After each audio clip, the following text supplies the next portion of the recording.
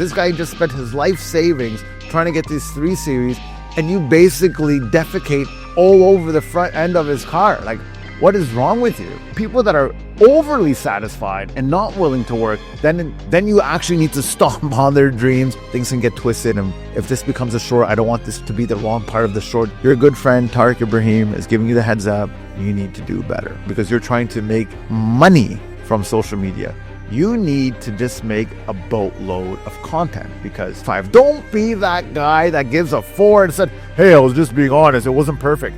Nobody needs that. All right, everybody, thank you so much for tuning into The Blueprint. This is your actual, real, authentic business marketing podcast. Now, there's a lot of people out there trying to do the same thing, but I would argue giving you raw content, giving you real information that you can actually use. Maybe not so many of them out there. So I'm hoping you're subscribing. I'm hoping that you're liking the show so far, because today we have a really inspirational, motivational episode for you guys today. So I want you guys to really enjoy yourselves. Grab your cup of coffee, sit down. If you're driving, get ready for a good cruise, because we got something really important that I want to say today. With all businesses, especially our business, IG Strategies, we've been doing this for almost 10 years, if not more.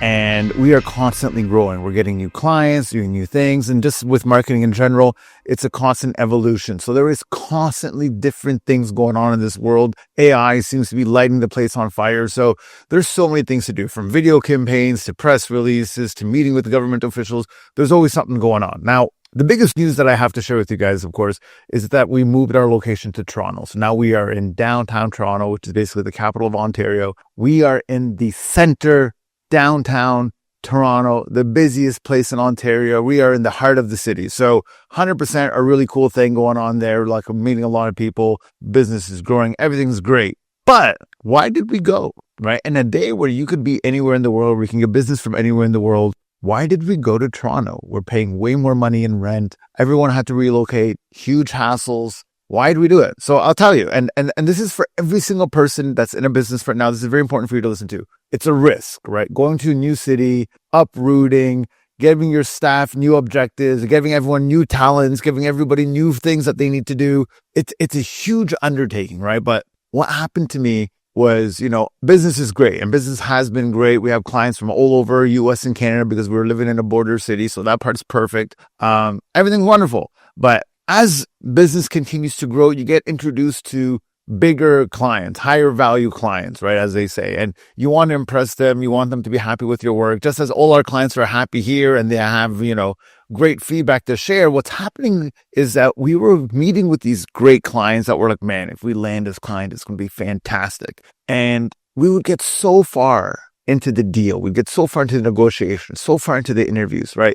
Back and forth. And we're constantly being shortlisted. And it's just 3 more. It's just 2 more. It's not you. And one of these, marketing directors reaches out to me and like, Tariq, we loved every single thing about you and your team. You guys are incredible, super creative, really, really cutting edge, amazing rapport. You're like a solid guy. Everything's fantastic. There's just one problem. And if you look at those key elements, what else could be a problem? You're creative. That's a marketing thing. You're out of the box thinker. That's a marketing thing. Cutting edge, marketing thing. So like, in terms of our skill set and our content and our delivery, we have all the check marks. So what's the problem? You're too far. And I said, what do you mean we're too far? Like, we can come up here anytime. Yeah, but what if we need something right away? I'm going to go drive up. Because yeah, see, that's 4 hours later. We need you now. And I'm thinking to myself, what on earth would require my physical presence, my team's physical presence to be there? What could it be?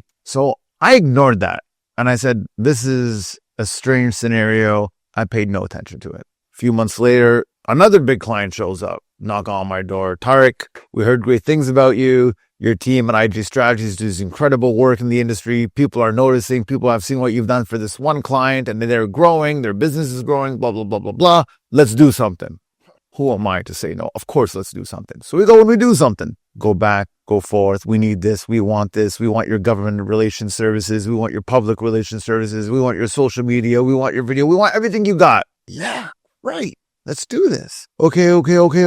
Wait a minute. You're not in downtown Toronto? No, I'm not. I'm not in downtown Toronto. I'm in southwestern Ontario.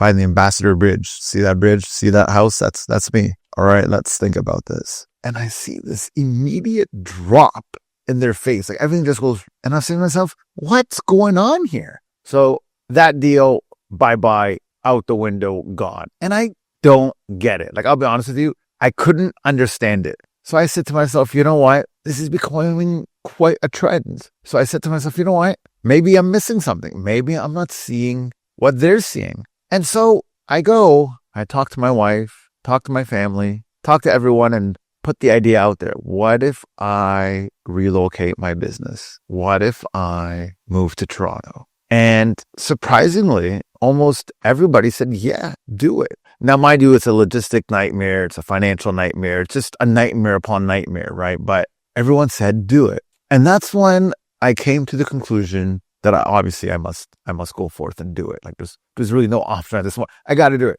So I go and I do it.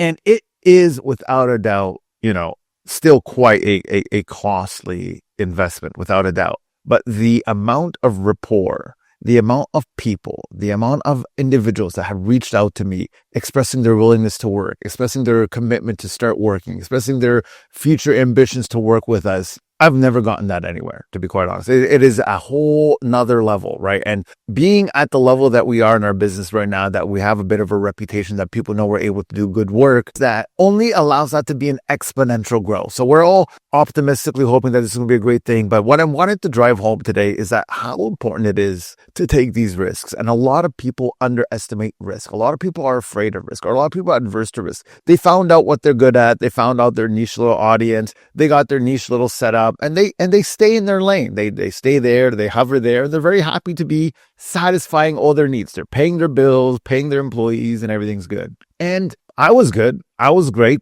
Everything's fine. But you just know you have the ability for more. You just feel it in you that you could be bigger. You could be better. What's stopping you? And I saw the roadblock. I saw there's this guarded wall around Toronto. And I said, why can't I be part of that?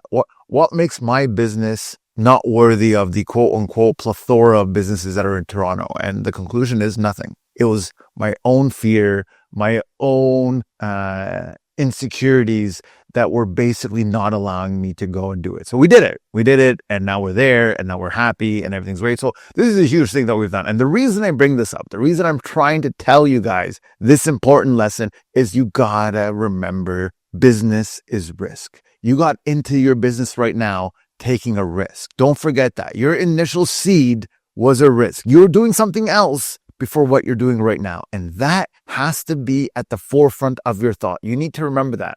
And what was even another precursor to this conversation actually is that I was sitting down with one of my clients. And my client, he's a giant conglomerate. It's got locations all over Canada. And he's telling me in confidence, of course, that, oh, this guy tried to steal your business, right? And I'm like, oh, that, a bunch of words. And then he'll tell me, oh, these guys, this huge firm, they're located in Toronto. They want this business too. And he kept kind of like jabbing me, if you will, with the idea that, hey, you know what, these are big firms, they're in Toronto. And and then you research these firms, and they're not huge firms. They're not these billion-dollar firms. They're nothing. Arguably they're much smaller than even I am. But because they were in Toronto, there was this perceived thought that they're better than me. And that was also a thing that drove me insane, is that no, they're not better than me. They're no good at all. Just because in Toronto doesn't make them anything. So that was a thing, right? So you have to understand, in every business, there are perceptions. Your location, as they always say, is super important, right? Location, right? So everything's important, and your image is important, and your branding's important. But you know what else is also important? How other people are perceiving you. And that is something you can obviously work towards making better. So we packed our bags, we went to Toronto, and here we are, Toronto. So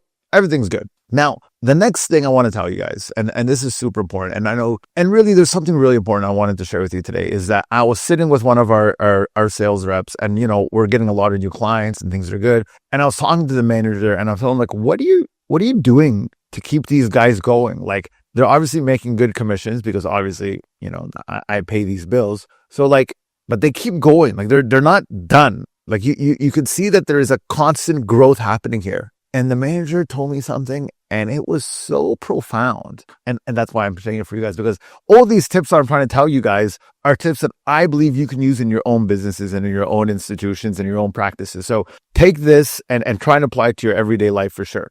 But what he was saying was so incredible. He actually said that all of my salespeople are constantly motivated to do better. And I said, that's amazing. Keeping people motivated. It's so difficult, so hard. How do you keep them from going on cruise control? And he said, one of our guys recently bought a BMW 3 Series. And I said, yeah, I noticed. It's super beautiful. And he's like, yeah, but the minute he showed it to me, I told him, you didn't get the M3? And when I heard that, I told the guy, what the hell? Why would you say that? That's so rude. It's so demeaning. This guy just spent his life savings trying to get this 3 Series, and you basically defecate all over the front end of his car. Like, what is wrong with you? Listen to this answer. People got to keep motivated. People can't stop. So by you giving him that sort of a comment that, you know what, that's great, congratulations, it's amazing, you're giving him all the attention he needs. You're giving him all the boosting that he needs, where he thinks to himself, hey, I made it. And the reality is you made nothing. You've done nothing. You just bought 4 wheels and a seat. And he says, these guys need to stay hungry, because the minute a salesperson isn't hungry is the minute the salesperson stops working. So for their own livelihood, they need to keep producing. And for their own livelihood, they need to know what they have isn't important. I'm like, okay, so you're basically doing that to everybody. You're basically telling everyone that buys something, that's not good enough, keep buying more. And it's like, look, it's not just keep buying stuff, it's not good enough. People need to be satisfied spiritually. They need to understand that, you know what, it's good. You've done good. But at the same time, they need to be hungry. So you're doing this balancing act where they're satisfied internally that, you know what, I have a car, this is good, but I need to get better. And that's the only way he has found to get them better. And I really thought to myself, and I said, you know what, this guy's probably right. Like, this is absolutely incredible. So then I said, let me test it out with one of my junior associates. Let's see if this is actually true. So one guy actually rolls up the other day and he had on a new IWC watch. And he's like, hey, Tar, check out my new watch. It's so cool, da, da, da. And with all truth, it was beautiful. It was absolutely beautiful. But remembering what the sales manager told me, I said, okay, let's see the reaction. Will I be completely scandalized as a horrible human being? Or do I actually have some merit in giving this sort of feedback? So I go over to Sean and said, hey, really nice watch. Just so you know, more people in your industry are actually wearing Rolexes. Now, the Rolex is, first of all, it's super hard to obtain these days due to rarity and whatnot. And at the same time, costs, watch to watch in his field, it was going to cost him more. So he looked at me and he had a moment where he's like, really? I'm like, look, don't get me wrong. That's a great watch. It's a beautiful made watch, Swiss made. I'm sure it's going to last a long time. I'm sure it does everything you want it to do. But I just thought it's important for you to know that, people in your industry are actually doing Rolexes. And I saw that guy work his butt off so much harder, so much more diligent, so much more focused. And sure enough, within 3 months, he had a Rolex watch on. I don't know if it was new or used. I don't know how much more he actually paid. I didn't follow up with that part of the story. But the point that I'm trying to drive is you need to keep your staff, your team, and yourself motivated, hungry, constantly going for more. Now, it's not that you're unsatisfied with what you have. That's a different thing altogether. But you need to remain hungry. Now, for people that are overly satisfied and not willing to work, then you actually need to stomp on their dreams and destroy them, because these people are overly satisfied. Now, if they don't care about their job and they don't care about their career, okay, fine. But I truly believe there's a very good balancing act between being satisfied with what you're given and understanding you need to achieve more, that you need to have goals that you have to meet, that you can't be stagnant in status quo. You have to keep going for more, keep wanting more, and never stop. And I think that's the challenges with most businesses these days, is that people want to stop. People grow to a certain level and like, hey, I got my car, I got my boat, I got my house. What else do I need? And that's the guy with the boat. Now, the other guy's like, hey, I got a job. I got food on the table. What else do I want? And again, it's not about what else do you want. It's about you needing to do more for yourself right? You're satisfied, okay? I'm not saying you hate your life and you're constantly looking at the Joneses and you're constantly competing and you're doing things in a financial way that you're actually to your own detriment, creating a financial loss. I'm not saying that. I'm not saying go get a loan and buy the Rolex. I'm not saying that. What I'm saying, and I want it to be very, very clear because things can get twisted. And if this becomes a short, I don't want this to be the wrong part of the short that gets put out there. But you need to be hungry, especially in a climate that we're in right now where everything's slowing down and people are losing their jobs and there's a giant unemployment problem happening right now. In order to protect yourself, in order to make yourself ahead of the rest, you need to go the extra distance and be hungry, constantly work, constantly do better, and constantly improve your skills so that you are the best. And by being the best, you're going to be financially rewarded. By being financially rewarded, you're able to have new goals and new ambitions and new targets in your life. So it's not all about money. It's not just about money. But if you're in sales, it's actually all about money, right? Let's be honest. If you're not making sales, you're in a problem. And if you're doing the same sales all the time, your salespeople are going to look at you, your managers are going to look at you, and they're going to say to yourself, hey, man, you've been not doing anything, or you've been doing the same sales all the time. We need to grow. We need to find someone more hungry. You're out. So before you get the snips, your good friend Tariq Ibrahim is giving you the heads up. You need to do better. Okay. So keep that in mind. Now, fast forwarding into the wonderful world of technology, right? Because someone keeps asking me AI. And I've spoken about AI so much that it's blue in the face. But you know what? Honestly, don't trust everything you input into these bad things. Don't trust everything. I can't explain how many people find out the hard way that ChatGPT isn't the most accurate thing in the world. I don't know why people take it as gospel. I don't know why people don't realize it, but it is not 100% accurate. I was at the other day meeting with a client, reviewing with them their information, and they had a junior associate with them.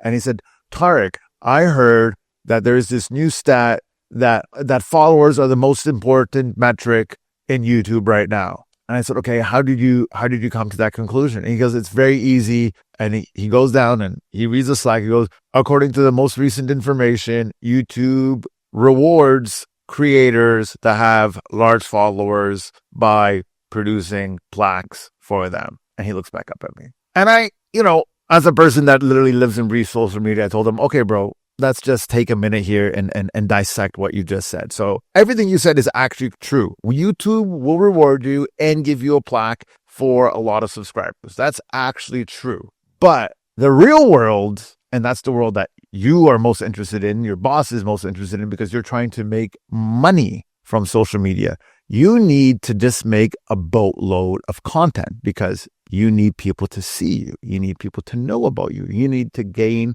trust from the audience. So you need to make a boatload of content. That's all you need to do. Don't worry about subscribers. Subscribers will come. Don't worry about likes. Likes will come. But you just need to make content. Can you just make content? And he's like, that's not important. We just need to focus on subscribers. I said, how do you know? And he goes, that's what ChatGPT said. I said, okay, pull up your chat history. He pulls out his chat history. Not okay. Ask chat, is that the only criteria you need to be looking for? Or are there other criterias? Please provide proof with the references. Chat literally told him, sorry for the mistake. I don't have any references to provide. And that's a wrap, baby. So please, guys, listen.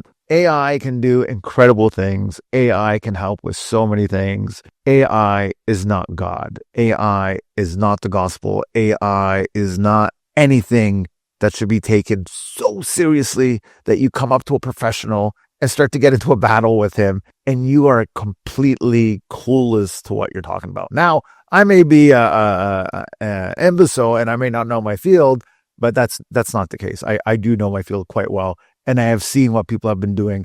And the trajectory is just make content. Now, making content brings us to the next point. And this is actually super duper great. Is that, hey, Tariq, I want to make a podcast. This has been the most commonly sought out service that we do in the past year or so. And I decided to put some time out here right now to talk about podcasts, to talk about making podcasts and to really get into the details and the nooks and crannies with you guys, because I think people really need to understand what they're getting into. I'm finding a lot of misinformation out there from a lot of people. I'm finding a lot of people trying to get people on podcasts. I've seen a lot. So let's break down the wonderful world of podcasts. And let's just be really, really straightforward and honest here, because I think everyone watching this right now, they're like, oh, I want to make a podcast, or I heard that making podcasts is really good for business. And yeah, all those things are probably true, right? All those things are true.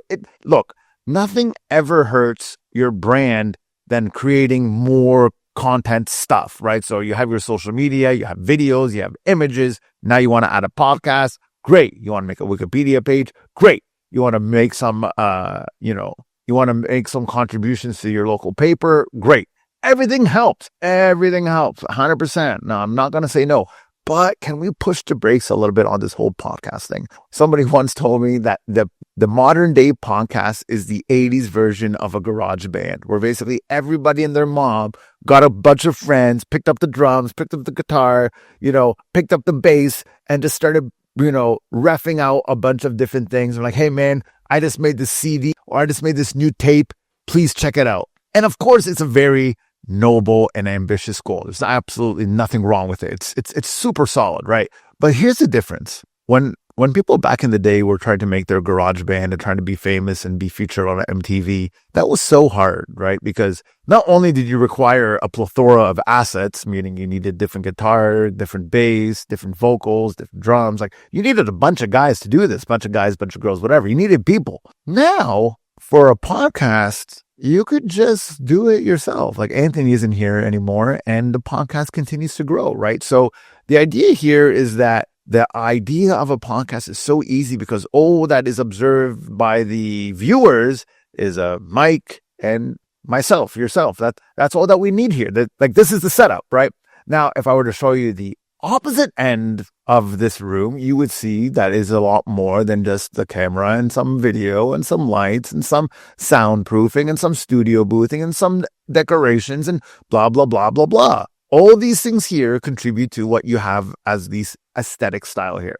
So first of all, there's an actual effort of financial obligation. Now, that may deter some, that may deter no one. People say, oh, I got a good corner of my desk and I can do it from there. And you're absolutely right. You could do it from there. But here's the thing that most people undersell. And I want everyone to pay attention to this because I need you to understand that doing a podcast is a commitment of time. A lot of people dream of doing a podcast, want to do a podcast, and they cannot commit the time. So what ends up happening is you invest all this money, get somebody like our company, IG Strategies, to record it for you, edit it for you, charge you, obviously, for it. And then what ends up happening? You can't commit. So you do 1 video, 2 video, 3 video, can't do 4, can't do 5, can't do 6, you're busy. You want to do 7, you want to do 8, can't do 9, can't do 10, can't do 11. And then you say, hey man, is this really working? And it's like, no, of course this isn't working. It is your fault it's not working because there's one requirement to do a great podcast. And it's being committed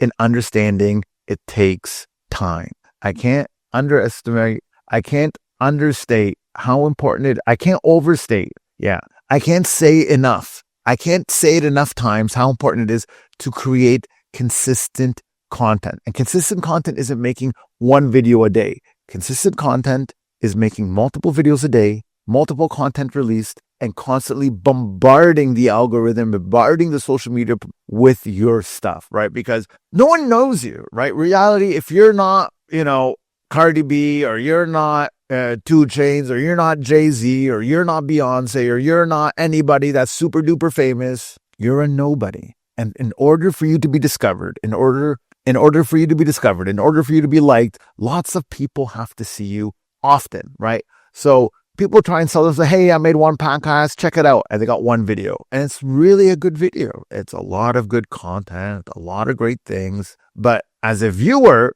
as a subscriber, I'm going on my YouTube, I'm going on my Spotify, and I'm looking for what's new. And people don't realize looking for what's new is the most important thing because you want something new every time you log in. Now, of course, it's very hard to make content every single day. Yeah, I know. That's why I'm warning you right now. It's very hard to make content all the time. Oh, but I'm going to make 1 video and I'm going to get 100 clips out of it. Sure, maybe you will, but maybe you won't. Maybe you won't, because what you fail to realize is to get 100 clips out of 1 video, you need good clips. You can't just put trash out. And a lot of people stagger with that problem is that they have a good video. They have a good 2-minute video in there, right? They got this good 30-minute recording and they got 2 minutes of power. The rest of it is ambiguous talking, points that don't really make sense. You can't really collectively put it together because it's not that good. So you fail. You get a C at a bare minimum, but most likely an F. You get an F because you suck, right? And I say this from a position of love, from a position of trying to help you out. You need to make content that people can like. You need to make content that people can enjoy and people can educate from. And you need this content to be out there all the time. So I tell people before they commit financially, because that's really where the commitment is. Before you commit financially to creating this podcast, creating this video series, you have to understand it takes time. And that's something people really underestimate, how long it actually takes. Because people are like, hey, I'm just going to open my Instagram, boom, make a video, boom, TikTok, 1 million views. I'm a superhero. Check me out, influencer extraordinaire. And it's like, no, bro, you're not influencer extraordinaire. You made one video and it's going to take time for this thing to creep out there. So I've been in social media my whole life, and reality is it takes a really long time. Now, those people that people reference Gary Vee, people reference, Mr. Beast. These people have been doing social media since webcams were invented. Do you understand that they've been doing these things for over 10 years to get the fanfare that they have right now? They didn't just decide one day, hey, let's turn on the camera. I got 1 million views. No, they kept grinding it out. Video by video, short by short, reel by reel. They were actually doing things when there wasn't videos. Do you understand? They were making content before videos existed, right? They were making content on Instagram when it was just pictures. They were making videos on YouTube when it was only a 5-minute cap. Do you comprehend how long ago this was? It took years to get these 1 million views and 1 million subscribers. So for you to come into the game right now and say, hey, I'm going to get 1 million views and I'm going to do it, maybe you will. But if you think you're going to do that in a year, get 1 million views, 1 million subscribers on YouTube without paying, and they're all real, right? Because that's of course the real trick, is that a lot of people are like, hey, I got 1 million views, and you find out that their views are paid for, their followers are paid for, everything's fake. Doesn't really matter. So we have one client, and this is an important story. We have one client. We've been working together in a great harmony, great synergies. Everything's amazing, to be honest. This guy is one of my favorite clients in the world. I would even consider one of my best friends. Like, that's how good this relationship is. This guy's a legend, right? So he goes, and when we met, he had nothing on his social media. It was a complete zero. And we slowly but surely started to create some content, create some nice imagery, right? At the time, reels weren't really a thing. Shorts weren't really a thing. So we keep going and going. And lo and behold, videos start showing up. And prior to this time, most people weren't really doing these kind of videos. So we started doing these videos, and it turns into this complete animal where, the guy's just killing it, right? But one thing I want people to understand is that your followers, when you compare yourself and you compare your followers and you look at your metrics, having these millions of followers, it's good if it's real. It's great if it's real. But most of it isn't. And I want people to know this. I want people online to really understand this, that when you're comparing yourself to other influencers in your space and you see that they have millions of followers and you have 5, don't let that hurt you. Don't let that break you down. Having that hunger and that goal to get into the thousands and then into the millions is super duper healthy. You need to do that. But don't think for a minute that you suck and you can't do it. The only thing stopping you from getting 1 million followers is just doing this long enough to get that. You just have to keep going. Like, people don't understand. 1 million followers doesn't happen overnight, unless, of course, you're Denzel Washington and you just decided, hey, today I'm going to create a TikTok account and everyone's going to follow you because you're Denzel. Everyone knows you. But if you're a person that nobody actually knows, but you feel in your deepest of hearts that you are deserving of people's time, that you have stuff that will benefit people, that you have stuff that people will enjoy and people will like, then go for it, bro. Do your thing. Make your videos and have faith in yourself. That initial moment where you said, I'm going to turn on my camera, I'm going to start recording and people will love me. Don't give up on that moment. That moment was your initial spark that should carry you on forever. But remember that just because people have 1 million followers doesn't mean they have 1 million clients. And just because people have 1 million followers doesn't mean they have $1 million in the bank. What it most likely means is that they just paid for 1 million followers and they got nothing. They are just all fake interactions with fake likes and with fake comments, because everything's fake online. But how do you know it's real? That's the question. How do you know it's real? You'll know it's real because you're going to walk into the real world. You're going to walk into a real building and you're going to meet real people and they're going to say to you, hey, I saw your video. Hey, aren't you that guy on TikTok? Hey, aren't you that guy that I listen to? And that's how you'll know it's working. But you have to give it time. You have to give it time. You have to be fair to yourself. You have to be fair to your audience, and it works. The client that I was referencing to is extremely successful. He probably seven-tupled his business since we first met. He's internationally known all over the world right now. And from being in a small city to being one of the most giants in his industry, nothing but success, right? But does he have 1 billion followers? No, he does not have 1 billion followers. But does he have real people following him, texting him, helping, asking, learning? Absolutely. So don't be so despaired by the numbers. There's a lot of fake numbers out there. Now, that doesn't mean you don't aim for the real numbers. You aim for the numbers, you put them in your sites and you go for it all the way and you keep creating great content. You keep creating better content and you keep looking at your views and your charts and see all your engagement growing and growing and growing. That means you're doing it right. So as long as you see a curve going upwards like this, you're doing it right. The minute you see this happening, most likely you just stop making videos. So don't worry about that. And to go into the next subject of that, we're going to do a quick little turn. There's one thing people keep saying, and it's being promoted all over social media, is this 200, 300 view jail. And it's so annoying as someone in this field to see this all the time. Hey, work with us and we'll get you out of this 200 jail. Hey, work with us and we'll get you 1 million views. Hey, I worked with this client and we got you 1 million views. Bro, just stop. Stop lying to the people. I can't emphasize enough how annoying it is to see people just lying through their teeth, because the greatest metric to see if they have gotten you 1 million views is to just click on their profile. So I do this all the time. The minute I see one of these ads, it's like, hey, we got this client 1 billion views, I go click on their own profile, because if you can get them 1 million views, I'm sure you could get yourself 1 million views, 100, 300, 700. And it's just, oh, bro, you're just paying for ads. You are completely lying to people. You're not getting anything. How hard is it to create a video and then put money behind it? You get the 1 million views and look, we got this guy 1 million views. Yeah, bro, anyone can do that. But how do you grow your social media consistently? How do you grow your social media to constantly get new followers organically without paying for ads? That is the wisdom. That is the strategy. Hey, we took these 2 exact same clips and we did this and we did that and now we got 1 billion views. Okay.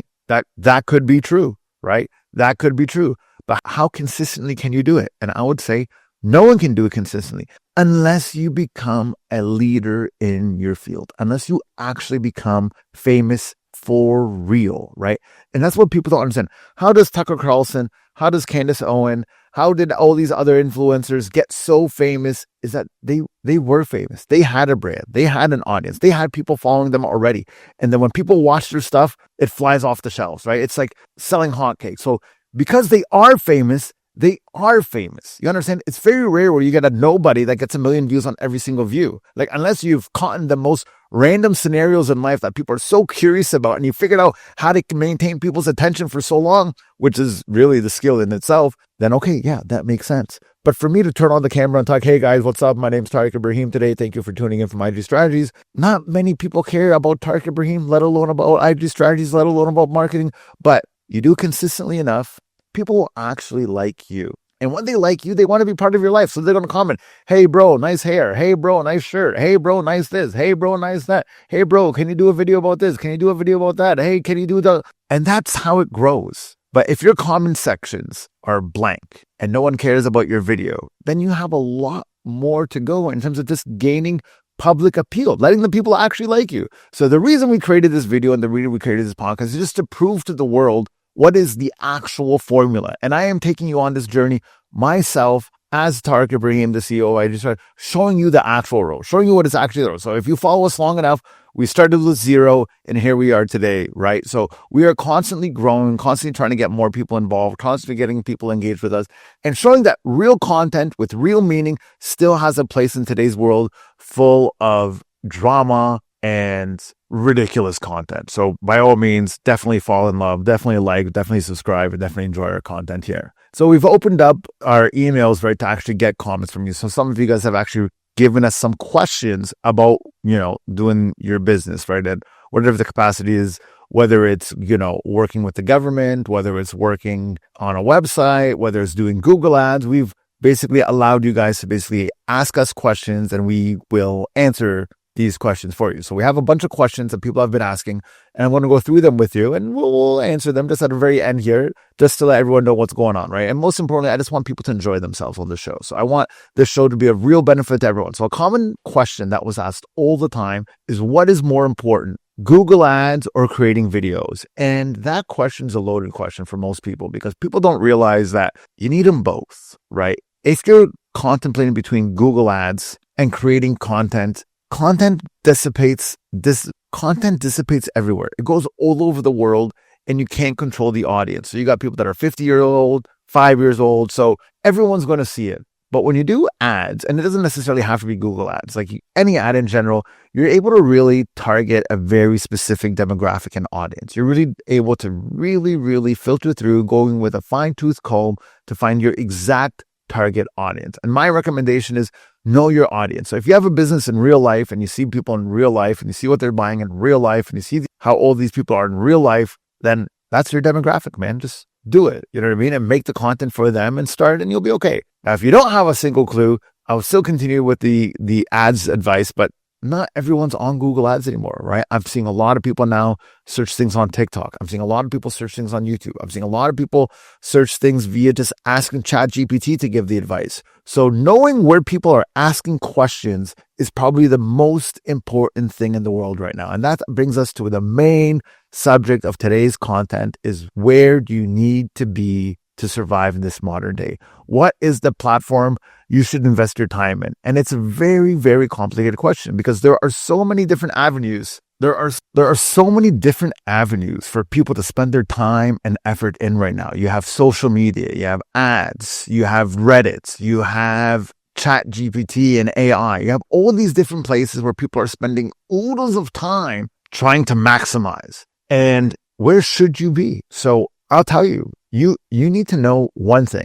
You need to be one thing and one thing only. And that is, you need to understand that people are searching. People are looking. And wherever they're looking, you have to be found. That is probably the most important thing you can do right now, because people don't realize how much searching and research this generation is doing. Nobody is trusting the sales guy. Nobody is trusting your initial pitch. Everybody, before they even went to your product, have looked it up online. Everybody has already watched 1,000 videos about exactly what you're talking about. Nobody that is 40 years or younger is walking into any store, any appliance, any car, any doctor without Googling or TikToking or Instagramming the hell out of it. And let me make that very clear. Nobody these days is walking in blind. So everyone already knows everything about the product. Everything about the service is all known before they even see you.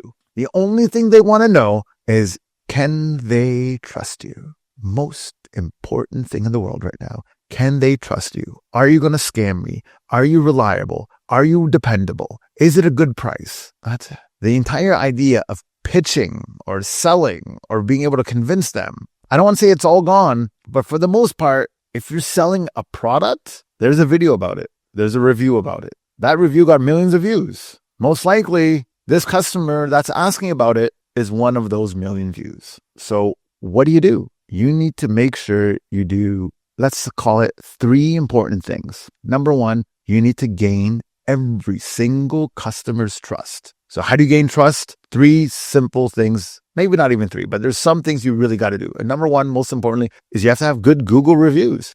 People are looking at Google reviews as a holy shrine, that if you have good reviews, you're good. If you have bad reviews, you're bad. That's it. It doesn't really matter anything else you say in that subject. If you have good Google reviews, you're a good business. Oh, but you know what? That one customer was bad, and that other customer is a liar, and this other customer scammed me, and this other customer... Yeah, nobody's going to ask you for the details of why you got a 2 out of 5 on Google. It doesn't matter.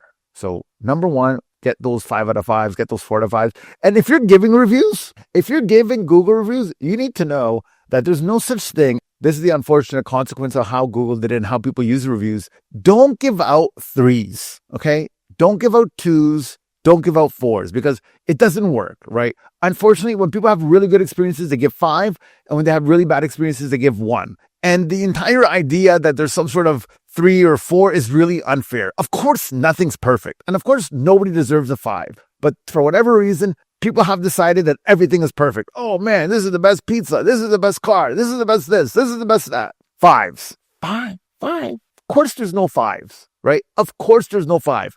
But the problem is everyone gives 5s. And everyone, when they're really angry, they give 1s. Nobody's giving 2s. Nobody's giving 3s. Very few. Some annoying people give 4s because they believe that nothing's perfect. But that's not how it works. So if you're going to leave a review, understand the way it works. That people's livelihoods depend on these Google reviews.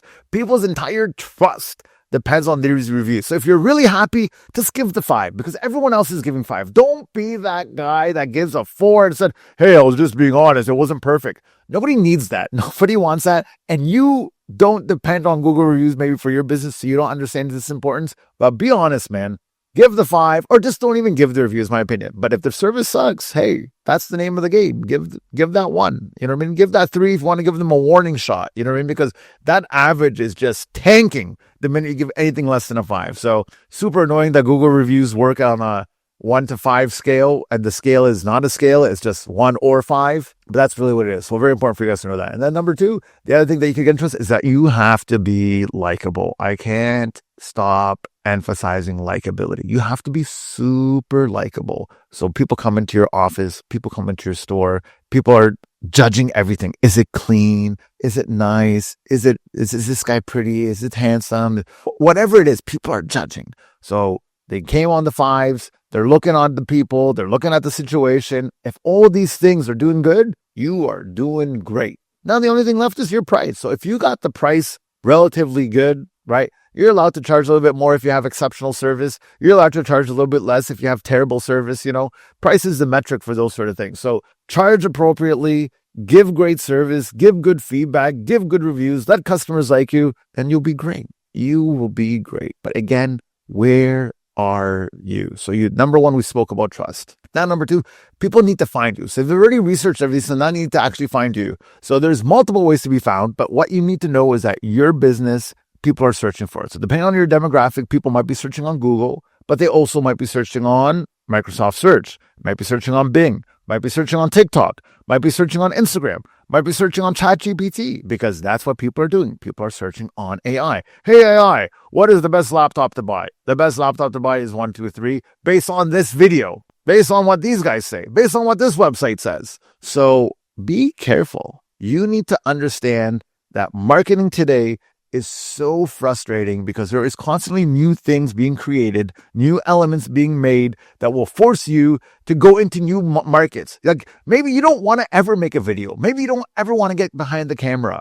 But guess what? Other people are. And now they are becoming a reference and you aren't becoming a reference because you're like, oh, I don't need to be on camera.